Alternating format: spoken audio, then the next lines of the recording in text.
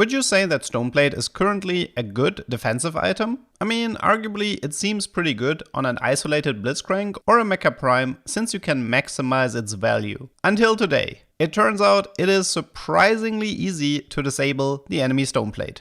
The way Stoneplate works is that it grants an armor and magic resistance buff for every enemy that is currently attacking the holder of the item. This buff is getting updated instantly, so if you end up taking out an enemy backliner, then it will adjust accordingly. So in theory, the best way to deal with Stoneplate would be to simply use an item like Zephyr to spread out the focus of your team and avoid focusing down on the enemy main tank. But this wouldn't make for a very interesting video, so let's do something else. We will destroy this item by using Jenna. Jenna's ability is a tornado that will travel towards the largest cluster. Once it reaches its destination, it will knock up everyone in a large radius, dealing magic damage. Now imagine that the guy you were just attacking all of a sudden gets blown into the air. It's only reasonable to assume that you wouldn't be able to reach him anymore, right? Well, at least Stoneplate thinks this is good enough of an explanation and removes the entire armor and magic resistance buff. Once the unit lands, the item will work again. I tested this a few times with varying results. It is a bit inconsistent, but a few fights definitely surprised me on how long it took for the stats to return. Okay, so we established that the Jenna knockup can mess up the Stoneplate. But does this mean that it applies to other knockups as well? Just as a heads up, I didn't go super deep into this. This is pretty much what I found. I didn't really see anything wrong with Alistair, but I did manage to replicate the same bug with Ramos. So this bug is definitely not exclusive to Jenna, but currently it does look like she's the one